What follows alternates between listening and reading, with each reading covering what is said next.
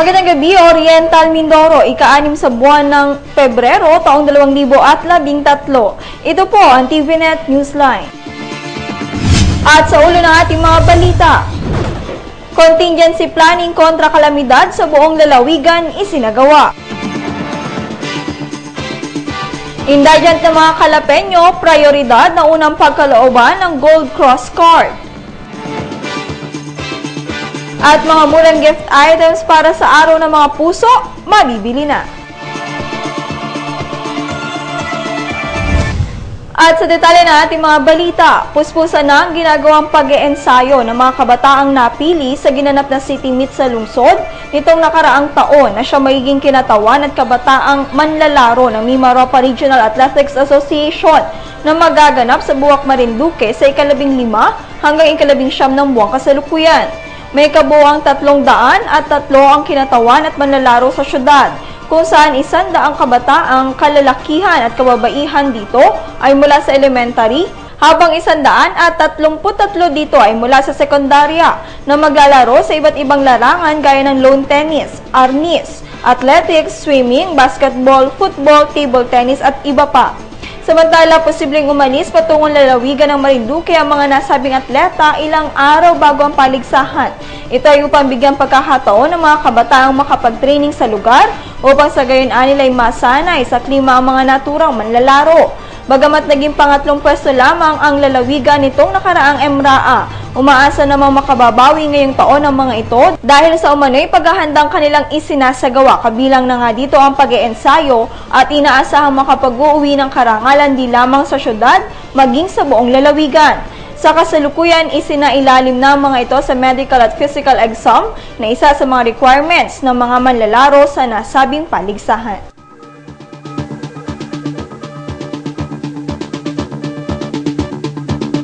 Magbabalik po ang TVNet Newsline.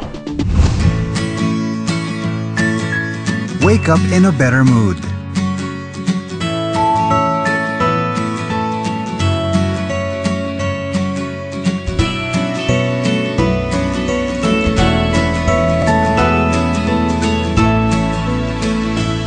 Look better with cleaner clothes.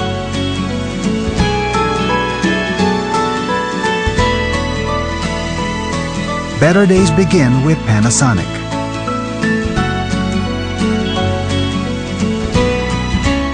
Smart ideas for a better life.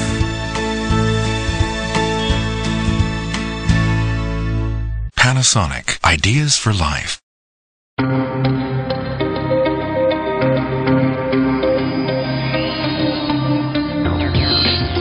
New Toshiba LED Power TV. See the power. Hear the power. Feel the power. Toshiba, my choice. LED Power TV. Toshiba. Gold Cross Card. Sa pangalang ito, kikilalanin ng bagong health card ng lungsod ng Calapan, kung saan ayon kay City Health Card Program Manager Julie Paduada, nasa system pa rin anya nila ang mga pangalan ng orange card holders noon, ngunit nire-evaluate nila ang mga ito at humingi sila sa mga barangay ng listahan ng mga tunay na indigent na mga residente. Hindi nawala yung mga dating members ng orange card dati, no? Ito ay nasa aming system pa at hindi kami nag-alis ng mga members. Ini-evaluate lang namin yung mga members at hindi rin bago yung mga members. Dati pa rin silang members. Ang ginagawa lang namin ay hiningi namin sa mga barangay yung talagang list of indigent. So marami yung binigay nilang list. After the evaluation, tinignan namin yung first 100 na talagang indigent. Taunang bibigyan natin yung first batch natin bibigyan ng Gold Cross Card.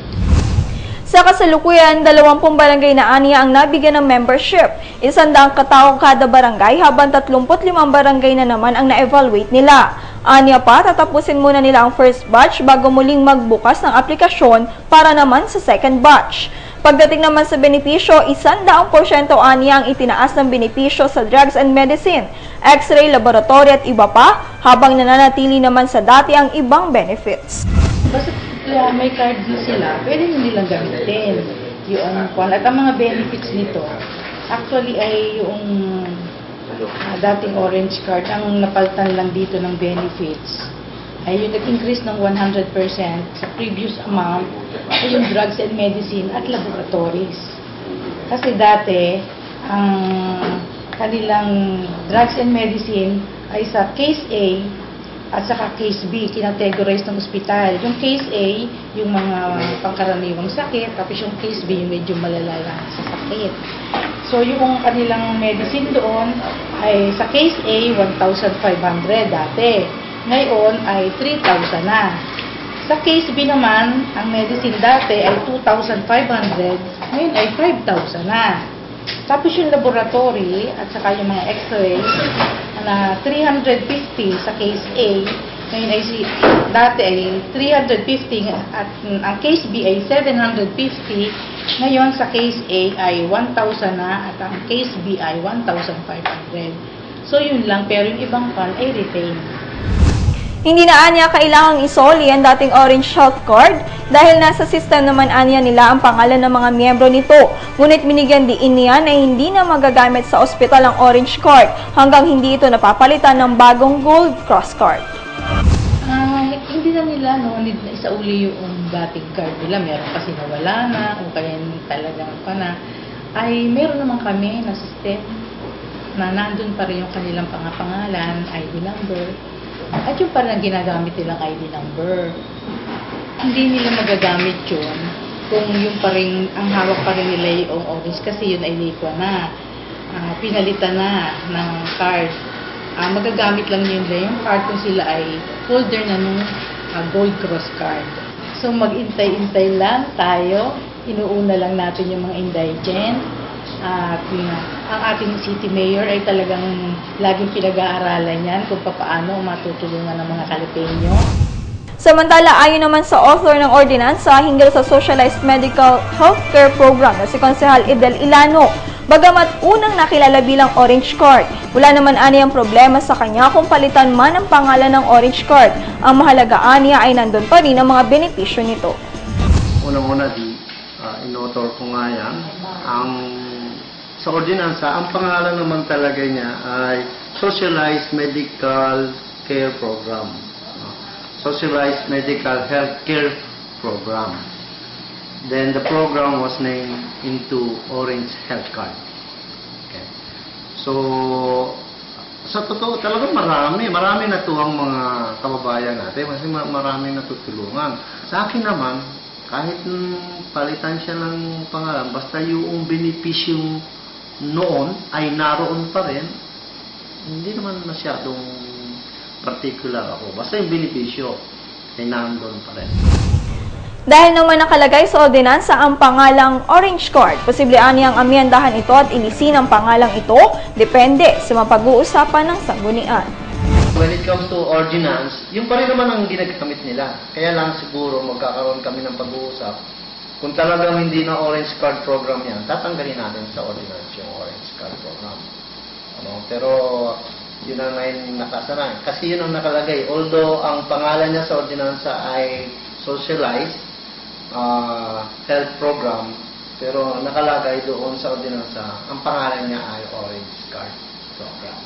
Kaya Orange Card pa rin. Ngayon, kung sa pag-uusap ng council na kailangan palitan yun, alisin, di i-amend natin yung ordinansa na ginawa ng Lingdon Council.